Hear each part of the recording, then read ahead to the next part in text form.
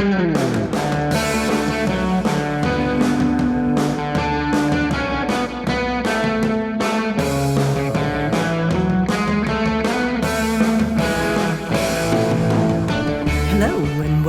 to the How to Live in Denmark podcast. I'm Kaysander Mellish. This is the fourth in our series about looking for a job in Denmark. If you've been asked for a job interview at a Danish company, congratulations. Danish companies don't like to waste time, so they wouldn't be setting aside time to meet you if they didn't think there was a solid chance they might hire you. Job interviewing in Denmark is a difficult balance because the Jantelov makes all forms of bragging or self-promotion distasteful to the Danes. You've got to convince the person interviewing you that you're skilled and capable without sounding like a used car salesman. What I tell potential hires to do is to prepare for the interview by reviewing their working history and coming up with 3 good stories about projects they've worked on. 2 in which you did well and succeeded, and 1 that went very badly, but where you learned some important professional lessons. By admitting to having made some mistakes in your work life or having been less than perfect on the job, you'll give yourself a lot more credibility with Danish companies, where the default motto is work hard, but don't take yourself too seriously. The Danish employer may ask you to take an online personality test before the interview. These popular tests can be your friend because they're designed to highlight personal characteristics that are important on the job. In other words, they counteract the tendency for the hiring manager to just pick somebody she went to school with in Denmark and urge her to look more seriously at you, a strange foreigner who may actually be more qualified. Some companies even measure their best performers' personalities and then look to hire people with similar characteristics. The tests usually take about 30 minutes to finish, and they consist of multiple choice questions about how you might act in different situations. It can be tempting to try to game these interviews. It doesn't take a genius to figure out that if they're hiring a sales rep, they want a people person, or if they're hiring a programmer, they want someone detail-oriented. But if you do cheat, you risk ending up with a job you hate, because the position was designed for someone with a different personality. The personality test also helps the company tailor the questions you'll get in your interview. I recently took one myself as part of a consultant job I'm working on. The test results disclosed that I'm very independent and I like being in charge of my own workday, which is correct, and that's why I'm a consultant. But had I been applying for a full-time job at a company, the hiring manager might have asked me how well I handle things when I can't make all the decisions. If you happen to chat with another applicant for the same job and find out you've been asked different questions in the interview, the results of your personality tests may be the reason. Danes love punctuality, so do everything you can to be on time for your interview. Danish industrial companies tend to be located on the outskirts of town, and if a bus goes there, it often only goes once every half hour, so for heaven's sakes, plan out your route in advance. Better to be 20 minutes early and kill time in reception than be racing to the door 10 minutes late, sweating and swearing. When you meet the hiring manager, shake his hand or her hand and make direct eye contact. If she introduces you to more people, do the same for every single one of them. Reach out your hand, even if you have to awkwardly reach across the table to do it. Say your name clearly and make eye contact. The Danes see eye contact as a mark of trustworthiness and confidence. The hiring manager will probably offer you some tea or some coffee. If you're at a big company, this will probably be delivered to the interview room on a fancy tray.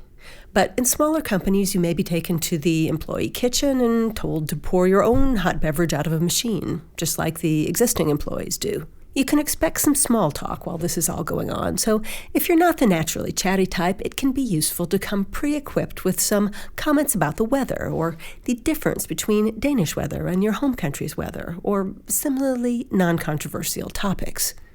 Once you sit down, your Danish job interviewer may try to warm up the conversation with a few questions about your family or personal life, mostly to get a sense of you as an individual or gauge how committed you are to staying in Denmark. You can stick to really brief generalities here. There's no reason to disclose any information that makes you uncomfortable. And then comes the main part of the interview, where you will be asked about how your qualifications match the job on offer. While you shouldn't be arrogant, you shouldn't have a beggar's mentality either. These people are taking time out of their busy day because they can't run their business without someone like you. One researcher found that foreign applicants were often rejected for jobs because they seemed too submissive in the interview process. The Danish hiring manager didn't think they'd be able to stand up for themselves in the hurly-burly of Danish work teams. One good place to stand up for yourself is questions about your family planning. If you're a woman aged 25 to 45, there's a solid chance the interviewer may also ask whether you intend to have children, or more children, soon.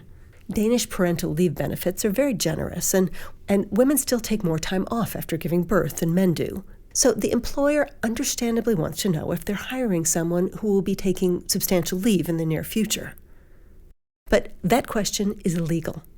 That means it will probably be asked in a roundabout way. So, you're newly married. Is it just the two of you? You know, Denmark's a great place to raise children. So feel free to answer in an equally roundabout way. My husband and I, we just want to focus on our careers right now. And we really want to do more traveling. It's none of their business whether you plan to have 2 sets of triplets in the next 2 years.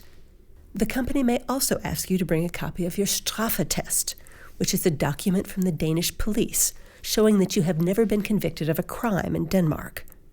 This is particularly likely if the job will involve dealing with money, confidential information, or children. Don't take this request personally. Every candidate for the job will have to do it, including Danes. And you can order your straffetest online from the citizen service, borg.dk. Getting dressed for the interview. Well, the Danes are not formal people, so you really only need a business suit if you're hoping to work at a bank. Foreigners looking for jobs in Denmark tend to be overly formal in both dress and manner, which feeds into the Danish prejudice that non-Danish workers are stiff and robot-like and not individual thinkers. When you're choosing clothes for the interview, you'll probably be fine in a well-made sweater. Not some crummy thing with little balls all over it, but a nice sweater. A shirt and trousers with no wrinkles, and then maybe some dark shoes of a type that you might wear on the job. If you have time and can afford to, buy your interview clothes in Denmark. That'll help create that sense of social fit that Danish companies are so keen on. Another alternative is to look up articles about the company's CEO online and see what he or she wears in a business context, and then come dressed like that. Oh, and skip the cologne, particularly for men. I know that in many cultures, fragrance is appropriate in all settings, but in Denmark, cologne suggests that you have a romantic encounter planned. There's a lot of disagreement about the extent to which you should follow up after a job interview. Personally, I think a brief email the next day is a nice touch. Say talk for ceased, and maybe add a couple bullet points about why you're right for the job. Show a sincere interest. And this is also a good time to supply any additional information the interviewer might have asked about during your meeting. And then leave it alone. If they're interested, you will hear from them within a couple of weeks and certainly less than a month. And if they do get in touch, you may just be at the beginning of a long hiring process that could include more interviews, more tests, and weird, inexplicable delays. This is standard practice. The hiring process when I joined Danske Bank took more than 3 months, which I later learned because HR thought I was a bad fit for the job, and the hiring manager thought I was great. The hiring manager won, and I enjoyed working at Danske Bank for many years. If you do get an offer for a job in Denmark, good for you.